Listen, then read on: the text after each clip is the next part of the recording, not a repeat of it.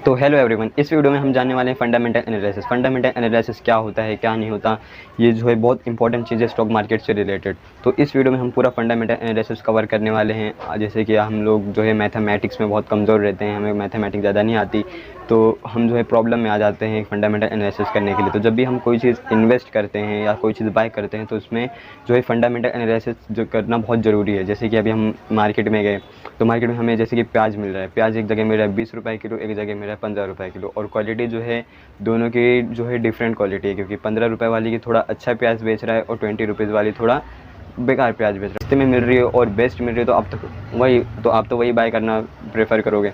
तो इसी के लिए हमारे स्टॉक मार्केट में एक चीज़ है फंडामेंटल एनालिसिस। तो देखिए, दो टाइप की इन्वेस्टिंग होती है, एक तो लॉन्ग टर्म के लिए होती है, एक शॉर्ट टर्म के लिए होती है। और जो एनालिसिस होता है वो भी दो टाइप का होता है, एक टेक्निकल एनालिसिस होता है और एक फंडामेंटल एनालिसिस होता है। तो इस वीडियो में हम जो है फंडामेंटल एनालिसिस कवर करने वाले हैं। तो दोस्तों, बात यह आ जाती है कि फंडामेंटल एनालिसिस में करना क्या होता है। जब आप किसी कंपनी में इन्वेस्ट करोगे तो आपको देखना रहता है कंपनी करती क्या है, कंपनी का आने वाला फ्यूचर्स क्या होएगा। जैसे कि अभी आप ईवी सेक्टर में इन्वेस्ट करते हो, ईवी सेक्टर जैसे कि अपने हो गए टाटा मोटर्स हो गए, टाटा मोटर्स जो है अभी वो भी ईवी सेक्टर, और आने वाले फ्यूचर में उनकी भी डिमांड होने वाली है। तो जैसे कि आप जो है देखते हो कंपनी क्या करने वाली है, क्या करेगी, आने वाले फ्यूचर्स में इसकी ग्रोथ है कि नहीं है। तो ये सब से रिलेटेड हम लोग बोलते हैं स्टॉक मार्केट में फंडामेंटल एनालिसिस। और ये जो है बहुत इंपॉर्टेंट चीज़ है, ये सब को हमें रिसर्च कर ही इन्वेस्ट करना चाहिए, बिना रिसर्च करे हमें इन्वेस्ट नहीं करना चाहिए। तो हम वीडियो स्टार्ट करते हैं, सिंपल भाषा में सीखेंगे फंडामेंटल एनालिसिस। फंडामेंटल एनालिसिस में आप सबसे पहले आ जाता है मार्केट कैप। तो हम लोग मार्केट कैप जो है आज पूरा एनालिसिस करने वाले हैं टाटा मोटर्स का लेकर। इसमें हम आपको फंडामेंटल एनालिसिस एकदम ईजी भाषा में समझाएंगे। अभी आजकल के ब्रोकर्स क्या कर रहे हैं, जैसे कि आप ब्रोकर्स मतलब आपका जो प्लेटफॉर्म हो गया जिसमें आप ट्रेडिंग करना चाहते हो, जिसमें आप इन्वेस्टिंग करना चाहते हो। तो जैसे आजकल जो है बहुत सारे ऐप हैं, एंजल वन हो गया, ग्रो हो गया, और भी बहुत सारे आप स्टॉक हो गया। तो हम जो है ग्रो में फंडामेंटल एनालिसिस करने वाले हैं। तो मैं खोल के दिखा देता हूँ आपको ग्रो का ऐप। तो इसमें मैं आपको टाटा मोटर्स का दिखाने वाला हूँ, जिसमें आपको एकदम ईजी में सीखने मिले फंडामेंटल एनालिसिस। तो टाटा मोटर्स का चार्ट मैं यहाँ पे ओपन कर दिया हूँ, ये फंडामेंटल एनालिसिस है। तो मार्केट कैप के बारे में हम लोग पहले बात कर रहे थे। मार्केट कैप क्या होता है? ये मार्केट कैप आपको बताता है कि कंपनी कितनी बड़ी है, कितनी छोटी है। जैसे कि अभी कोई कंपनी है जिसका दो करोड़ का मार्केट कैप है, तो वो स्टॉक मार्केट के रिलेटेड में बहुत छोटी कंपनी है। और जिसका जो है 3,99,694 करोड़ का मार्केट कैप है, तो ये कंपनी जो है बड़ी है, और इसकी जो है हम लोग को धोखा देने के चांस भी कम है। क्योंकि जो है 2 लाख वाली कंपनी है वो तो जल्दी बंद हो सकती है, उसका क्या भरोसा कि वो आने वाले टाइम पर हमें जो है भाई रिटर्न दे या न दे। और कंपनी फ्रॉड निकली तो फिर जो टाटा मोटर्स की जो ट्रस्टेड ऐप हैं, तो हमें जो है धोखा देने का चांस उनका बहुत कम है। तो हमें जो है फ्यूचर में कहीं पे भी इन्वेस्ट करो बाकी, लेकिन जो अच्छी जगह देख के इन्वेस्ट करो जो आने वाले फ्यूचर्स में आपको प्रॉफिटेबल बना सके। तो मार्केट कैप हमें सीधा बस ये समझाता है कि कंपनी बड़ी है या छोटी है। तो मार्केट कैप का बस खाली यही गेम रहता है। और हम फिर उसके नीचे आ जाता है पीई रेशो। क्या रहता है दोस्तों? Price to earning ratio. ये भी बहुत इंपॉर्टेंट चीज़ है पीई रेशो। क्यों इंपॉर्टेंट चीज़ है? क्योंकि जब आप कोई भी चीज़ बाय करते हो तो आपको ये पता होना चाहिए कि मुझे 1 रुपये कमाने के लिए कंपनी को कितना पीई रेशो देना पड़ेगा। जैसे कि टाटा मोटर्स का मैं बता रहे हैं 10.71 पीई रेशो। तो मतलब आपको 1 रुपये कमाने के चक्कर आपको 10 रुपये 71 पैसा देना पड़ेगा कंपनी में, तब जाके आप 1 रुपये कमा पाओगे। तो ये भी जो है बहुत डिफ़िकल्ट नहीं है। आने और भी बहुत सारी कंपनी होती है जिनका 136 पीई रेशो रहता है, 100 से ऊपर पीई रेशो है बहुत सारी कंपनी। तो हमें जो है देखना है कि 1 से 2 के बीच में जो पीई रेशो है वो हमारे लिए बेस्ट पीई रेशो रहता है। जैसे कि अभी टाटा मोटर्स का 10 है, तो 10 है, ये भी कोई बुरा नहीं है। आपको जो है आने वाली वीडियो में और बताने वाला जिसमें आपको क्लैरिटी हो जाए एकदम अच्छे से कि हाँ पीई रेशो जो है बेस्ट भी रहता है 10, 12, 25 तक का, और जो है 1 और 2 का मिल जाए तो वो तो और भी बेस्ट रहता है। पीई रेशो जितना कम रहेगा उतना हमारे लिए अच्छा रहेगा। तो जैसे कि अभी पीई रेशो आपको निकालना कैसे है, जैसे कि अभी यहाँ पे आपको दिख रहा है ईपीएस, इसमें लिखा है 101.51, मतलब 101.51। ओके। तो जैसे कि अभी यहाँ पे आप टाटा मोटर्स का प्राइस देख सकते हो, शेयर प्राइस यहाँ पे है। अभी शेयर प्राइस चल रहा है आज के दिन में बात कर लूँ, आज है 20 तारीख 8वां महीना 2024। ओके। तो यहाँ पे चल रहा है 1086.90। तो अभी यहाँ पे जो है अर्निंग पर शेयर आ रहा है इसका 101.51। तो हमें पीई रेशो निकालने के पीछे प्राइस डिवाइड बाय अर्निंग पर शेयर। तो अभी प्राइस क्या चल रहा है एकदम ईजी है दोस्तों, इसमें आपको कोई टेंशन नहीं, जरूरत नहीं, एकदम ईजी में बता रहा हूँ। PE ratio price divide by earning पर शेयर। तो हमें प्राइस क्या चल रहा है मार्केट में, प्राइस कौन सा अपने मार्केट का प्राइस जो भी चल रहा होगा। जैसे कि अभी चल रहा है 1086.90, तो हम यहाँ पे बस ला के रख देंगे प्राइस को। अब उसके नीचे हम रख देंगे अर्निंग पर शेयर। अर्निंग पर शेयर आपको अपने ब्रोकर्स में मिल जाएगा देखने के लिए 101.51। तो आप उसको नीचे ला के रख दोगे। अब आप ये दोनों को जब डिवाइड करोगे ना तो एक वैल्यू आएगी दोस्तों। तो वैल्यू क्या आ रही है? पीई रेशो, उसी को हम लोग बोलते हैं पीई रेशो। अब यहाँ पे वैल्यू आ रही है 10.70, और यहाँ पे पीई रेशो क्या दिया गया है 10.71। तो इसमें कोई डिफरेंस की बात नहीं है दोस्तों, ये सेम ही रहता है। अब आपको जो आपका ब्रोकर है ना, वो खुद ही आपको इजीली चार्ट में फंडामेंटल एनालिसिस दिखा देता है। तो आप जो है कौन सा ब्रोकर इस्तेमाल कर रहे हो, मेरे हिसाब से जो ग्रो का ऐप है ना, ग्रो का ऐप बेस्ट ऐप है ब्रोकर्स के लिए, क्योंकि वो जो है इसमें एकदम क्लैरिटी में दिखा देता है मार्केट के ऐप। जैसे एंजल वन हो गया, ये भी अच्छे से दिखाता है। अब आजकल आने वाले ब्रोकर जितने भी हैं सब आपको अच्छे से दिखाई रहे हैं फंडामेंटल एनालिसिस। तो आपको अब पहले के जैसे मेहनत नहीं करना पड़ेगा, हाँ भाई इसको डिवाइड करो, ये वो करो। आजकल एकदम ईजी है जानने में। तो पी ई रेशो हमें जो है हमारा ब्रोकर खुद ही प्रोवाइड कर देता है। यहाँ पे जैसे कि है पी ई रेशो 10.71। तो आपको जो है ₹1 कमाने के लिए 10.71 रुपीज़ देना पड़ेगा आपको कंपनी को, तब आप ₹1 कमा सकते हो। जैसे ही कंपनी दिखा रहे हो उसका कितना कम है पी रेशो, तो ये हमारे लिए भी बेस्ट है। हमें जो है इसमें ₹1 कमाने के लिए हमें इतना पैसा पे करना पड़ेगा, तो ताकि हम लोग ₹1 कमाएंगे। 1 और 2 का पी रेशो जो है बेस्ट रहता है, 1 से 2 के बीच का। अब हम बात कर लेते हैं रिटर्न ऑन इक्विटी, जिसमें हमारे यहाँ पे दिख रहा है ROE। ROE का मतलब होता है दोस्तों रिटर्न ऑन इक्विटी। जितना ज़्यादा उतना अच्छा हमारे लिए होता है। जैसे कि 20 और 25 का जो है बहुत बेस्ट रहता है, क्योंकि हमें जो इक्विटी पे कितना रिटर्न मिल रहा है, तो हमें 36.98% मिला, तो हमारे लिए बेस्ट है ये। हम अपने इंडिया में बात करें तो 20 to 25% तक का PE 20 to 25% तक का रिटर्न अच्छा रहता है रिटर्न ऑन इक्विटी पे। तो इसको आप नोट डाउन कर लें, 20 to 25। इससे ज़्यादा जितना ज़्यादा होएगा उतना बेस्ट होएगा हमारे लिए। तो फ्रेंड्स अब हम बात कर लेते हैं PB रेशो। PB रेशो क्या रहता है? Price to book value. जैसे कि अगर कंपनी बंद हो जाए तो हमें जो है कितना रुपए मिलेगा। अभी जैसे कि अभी टाटा मोटर अगर बंद हो जाए तो इसमें दिखा रहा है 4.99, मतलब ₹4.99 आपको मिले। और इसको कैलकुलेट करने का एकदम ईजी तरीका है दोस्तों, प्राइस ऑफ अ शेयर, जो मतलब प्राइस चल रहा है कंपनी का। जैसे कंपनी का प्राइस चल रहा है 1086.90 रुपीज़, तो आपको पहले लिख देना है प्राइस ऑफ अ शेयर, उसके नीचे लिखना है बुक वैल्यू। आपको बुक वैल्यू ढूंढने में कोई प्रॉब्लम नहीं है, आपका ब्रोकर आपको प्रोवाइड करता है। यहाँ पे आपको दिख रहा है बुक वैल्यू, तो आपको बुक वैल्यू क्या चल रही है 217.84 रुपीज़ है। तो आपको नीचे बस ये लिख देना है। अब ये दोनों को जब आप डिवाइड करोगे अपने कैलकुलेटर पे, तो आपको एक वैल्यू आएगी, वो वैल्यू आएगी 4.99। तो वो 4.90 मतलब आपकी कंपनी अगर बंद हो जाए तो आपको 4.99 रुपीज़ मिलेंगे आपके खाते में। तो ये होता है PB रेशो का वर्क। तो दोस्तों अब हम बात कर लेते हैं डिविडेंड यील्ड। डिविडेंड यील्ड क्या चीज़ है? डिविडेंड यील्ड मतलब अपनी जो कंपनी में आपने जो इन्वेस्ट करे हो, तो वो कंपनी आपको कितना डिविडेंड पे कर रही है। डिविडेंड मतलब कि आपको हिस्सेदारी पे कर रही है। आपने जैसे कि एक कंपनी में 10 शेयर बाय करो, तो एक शेयर में आपको कंपनी कितना डिविडेंड देगी। तो इसमें टाटा मोटर्स का दिखा रहा है 1.17% रुपीज़ डिविडेंड देगी। और आपको अपने ब्रोकर्स में खुद ही जाओगे तो आपको खुद ही पता चल जाएगा डिविडेंड में मुझे मतलब एक शेयर के बदले कितना पैसा। डील जो है कुछ इन्वेस्टर्स को कोई मैटर नहीं करता है, क्योंकि डिविडेंड यार क्या है, हिस्सेदारी, मतलब कंपनी क्या बोनस प्रोवाइड कर रही है। कंपनी जो है कुछ बोनस प्रोवाइड करती है, जैसे कि हम लोग कहीं कंपनी में जॉब करते हैं तो कंपनी जो है हमें कोई भी बोनस दे देती है, तो ये बोनस पकड़ के रखिए आप डिविडेंड को। और ये हमारे लिए कोई इंपॉर्टेंट नहीं है दोस्तों। आपको जो है इन्वेस्टिंग जो है वो बहुत इंपॉर्टेंट होनी चाहिए। ये क्या है, आपको तो डिविडेंड मिल जाता है साल में एक बार, कोई कंपनी देती है, कोई कंपनी साल में 2 बार देती है, कोई 3 बार दे देती हैं। तो डिविडेंड हमारे लिए मैटर नहीं करता, लेकिन हाँ डिविडेंड मिलता है तो उसको छोड़ने का भी नहीं दोस्तों, क्योंकि बोनस जो है छोड़ा नहीं जाता। तो हमें देख के इन्वेस्ट करना है और अच्छे से इन्वेस्ट करना है। और अगर दोस्तों आपको वीडियो पसंद आ रही है तो प्लीज़ लाइक कर दीजिएगा और शेयर करिएगा, और जो है सब्सक्राइब करना नहीं भूलिएगा।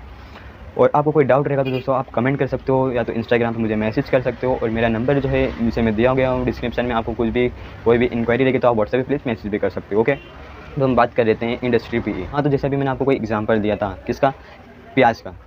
तो अभी जैसे कि आप मार्केट गए, आपको प्याज मिल रही है 20 रुपये की, एक जगह मिल रही है 15 रुपये की। 15 रुपये वाला जो है आपको सस्ती प्याज दे रहा है बाकी, और उसकी क्वालिटी भी बेस्ट है। और जो 20 वाला जो उसकी क्वालिटी बेस्ट नहीं है, उसकी प्याज आप क्यों बाय करना चाहोगे? नहीं करोगे, ऑब्वियसली नहीं करोगे। तो आपको जो है ऐसी भी बहुत सारी कंपनी दिखेंगी।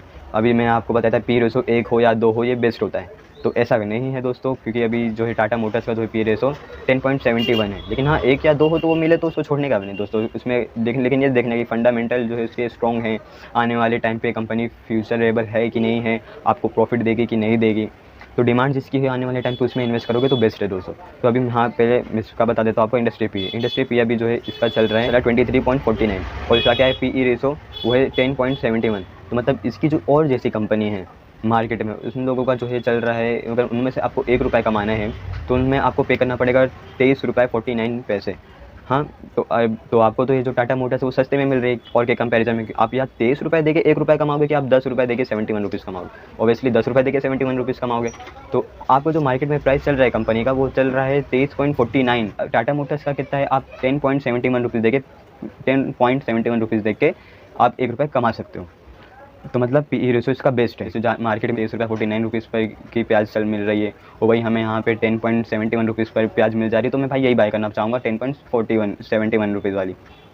तो ये हो गया हमारा इंडस्ट्री PE रेशो। मैं सोच रहा हूँ कि आपको समझ में आ रहा होगा जो मैं समझा रहा हूँ। और प्लीज़ कोई आप अपनी पेन और पेंसिल लेके बैठे होंगे, मुझे उम्मीद है, और आप लिख रहे होंगे जो मैं बातें बता रहा हूँ, जो नोट डाउन आप कर रहे होंगे जो मैं बता रहा हूँ।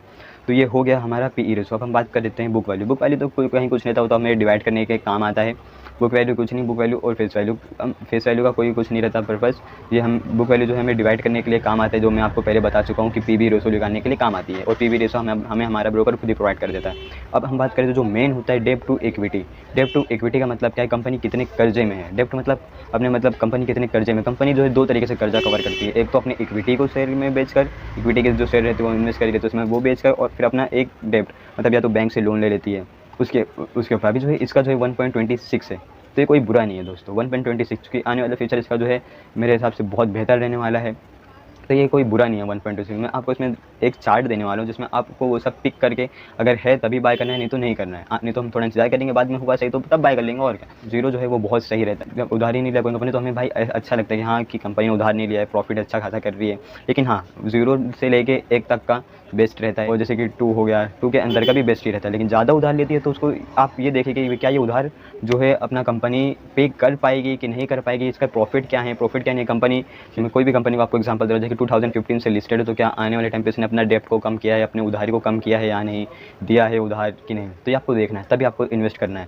तो हो गया डेब्ट टू इक्विटी। अब ये सब के बाद दोस्तों जो मार्केट में बहुत इंपॉर्टेंट रहता है, जो इसमें नहीं दिया गया है, वो होता है इंट्रिंसिक वैल्यू। इंट्रिंसिक वैल्यू का मतलब क्या है, जैसे कि आप जो एक होटल पे आते हो और होटल पे आप समोसा खाते हो, होटल का समोसा जो है एक है 200 रुपीज़, और वो आपको से चटनी दे रहा है, और चटनी भी में उतना कुछ है ही नहीं जो अपने को मज़ा आए, और उसकी समोसे की क्वालिटी भी जो है बेस्ट नहीं थी।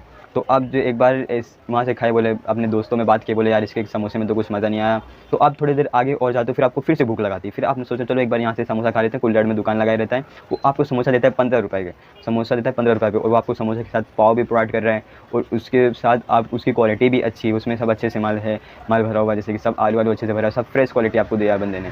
उसकी चटनी भी अच्छी हुई है, वो हालांकि 200 रुपये के कंपैरिजन में। तो आप सोचोगे कि यार जो 15 रुपये में समोसा मिल गया तो मुझे बेस्ट मिल गया, और जो मुझे 200 रुपये में समोसा मिला मुझे वो बेस्ट नहीं मिला, तो मैं 200 रुपये वाले को रेटिंग नहीं दूंगा, 15 रुपये वाले को दूंगा। तो इसी में इंट्रिंसिक वैल्यू रहती है। जैसे कि कोई शेयर का प्राइस चल रहा है 2000 रुपीज़, और वही उसी कंपनी में जो है कोई दूसरी कंपनी है उसका चल रहा है 500 रुपीज़, और उसकी क्वालिटी भी अच्छी है, और वो जो है अपनी सेल्स को ग्रोथ कर रही है, रेगुलर प्रॉफिट दे रही है, आने वाले टाइम पे उसका फ्यूचर भी अच्छा है। तो आप जो है 2000 रुपीज़ में इन्वेस्ट करना चाहोगे कि आप 500 रुपीज़ वाले शेयर में इन्वेस्ट करना चाहोगे? ऑब्वियसली 500 रुपीज़ वाले शेयर में इन्वेस्ट करना चाहोगे। तो इसी में हमें एक रहता है इंट्रिंसिक वैल्यू। इंट्रिंसिक वैल्यू में हमें क्या करना रहता है, जैसे कि अभी टाटा मोटर्स की मैं बता दूँ, आप ये निकालना एकदम ईजी। आप जब गूगल पे सर्च करोगे what is the intrinsic value of Tata Motors, तो जब आप गूगल पर सर्च करोगे तो आपके सामने एक पेज ओपन होगा, तो उसके सामने आपको दिखेगा इंट्रिंसिक वैल्यू। तो इंट्रिंसिक वैल्यू क्या है टाटा मोटर्स की, वो है 1386.74 रुपीज़। ओके, तो ये जो है प्राइस था इंट्रिंसिक वैल्यू। मैंने जो करंट में आपको जो बताया वो कितने पे चल रहा है, 1086.90 रुपीज़। अब तो आपको जो है 1386 रुपीज़ में आप बाय करना प्रेफर करोगे कि आपको जो सस्ते में मिल रहा है उसको प्रेफर करोगे? ऑब्वियसली सस्ते में, जैसे तो ये हो गया हमारा इंट्रिंसिक वैल्यू, सस्ते पे मिले तो और भी बेस्ट है, तो सस्ते पे मिलता है हम लोग उसको बोलते हैं ये अंडर वैल्यूड है। तो जो हमें ज़्यादा महंगे पे मिलता है, जैसे कि अभी 70 रुपये उसकी MRP, वो हमें कोई बंदा टोपा दे दिया, हमें 100 रुपये पे दे दिया, वही शेयर हमें 100 रुपये पे मिल गया, तो हमें जो है ये ओवर वैल्यूड है, ये हमारे लिए बेस्ट नहीं रहता। तो ये सब बातें जो है बहुत इंपॉर्टेंट है दोस्तों, ये सब बातें तो मैं आपको बताया, प्लीज़ इसको नोट कर लीजिएगा। और इन्वेस्ट किया तो ये सब हो गया शेयर होल्डर, तो ये सब बहुत इंपॉर्टेंट है दोस्तों, हमें ये सब देख के इन्वेस्ट करने के लिए। तो ये जो है शेयर होल्डर देखने का आपको मैंने आपको क्या क्या समझा था, आपको पीई रेशो देखने का, मार्केट कैप देखने का है, और जो है पीवी रेशो देखने का, इंडस्ट्री पीए देखने का, डेब्ट टू इक्विटी मतलब कंपनी कितना कर्ज में है कितना कर्ज में नहीं, और ROE देखने का, जो उसको हम लोग बोलते हैं रिटर्न ऑन इक्विटी, और EPS देखने का, जिसको हम लोग बोलते हैं अर्निंग पर शेयर, और बुक वैल्यू देखने का, और फेस वैल्यू देखने। फेस वैल्यू के हमारे वैसे कोई मैंने नहीं रहता है, तो ये सब जो है बहुत इंपॉर्टेंट है। अब मैं जो आपको चार्ट देने के लिए बोला था, जिसको आप सब टिक कर लीजिएगा उसको, लेके कि हमें कंपनी में क्या क्या देखना है, और ये कंपनी क्या सही है कि सही नहीं है बाय करने के लिए। तो चार्ट में आपको पहले देखो, मैं यहाँ पे सामने रख दे रहा हूँ, आपको ये सब चेक करना लगेगा। जैसे हो गया इंट्रिंसिक वैल्यू, कंपनी की इंट्रिंसिक वैल्यू कि हमें सस्ते में मिल रहा है कि महंगे में मिल रहा है, अंडर वैल्यूड मिल रहा है कि ओवर वैल्यूड मिल रहा है। आपको कैसे पता करोगे? गूगल पे जाके सर्च करोगे आप कंपनी के बारे में, फिर आपको पता करना पड़ेगा कि यहाँ भी प्राइस कितना चल रहा है कितना नहीं। तो ये हो गया हमारा फर्स्ट, तो हमें इस पर टिक कर देंगे अगर सही होगा। तो नीचे दिया गया पीई रेशो बेस्ट कौन सा रहता है, 1 और 2 का रहेगा तो बहुत ही सही है, वो बेस्ट रहेगा। और एग्जाम्पल 1 और 2, और पीवी रेशो वो भी 1 और 2 का रहेगा तो भी अच्छा रहेगा। उसके नीचे आ जाता है डेब्ट टू इक्विटी। अगर ये 1 और 2 से लेस है तो बहुत बेहतरीन है, लेकिन कंपनी का प्रॉफिट देख के आपको करना पड़ेगा, फ्यूचर देख के आपको करना पड़ेगा। 1 और 2 का है तो ये भी बेस्ट है। और शेयर होल्डिंग पैटर्न्स, तो मतलब शेयर होल्डिंग मतलब शेयर होल्डर्स कौन कौन है इसके, म्यूचुअल फंड ने किया है, और भी कौन कौन लोग ने इसमें इन्वेस्ट किया है। और फिर उसके नीचे हम लोग देखेंगे growth in profit and net worth, इसके प्रॉफिट में कितना ग्रोथ आया है, कितना नेटवर्थ में ग्रोथ आया है, ये सब देख के आप इन्वेस्ट करेंगे। तो दोस्तों अगर आपको वीडियो पसंद आई होगी तो प्लीज़ लाइक करिएगा, शेयर करिएगा, चैनल को सब्सक्राइब करना ना भूलिएगा। और आपको कोई भी आने वाले टाइम पर और कोई भी वीडियो चाहिए तो मुझे प्लीज़ कमेंट कर दीजिएगा। मैं आपको सिंपल और एकदम आसान भाषा में समझाने की कोशिश करता हूँ, और मेरे को उम्मीद है कि आपको वीडियो जो पसंद आई होगी। प्लीज़ सब्सक्राइब करना ना भूलिएगा और शेयर करना ना भूलिएगा, और आप अपने दोस्त लोगों को शेयर कर सकते हैं, क्योंकि उन लोगों को भी जानने में आसानी हो कि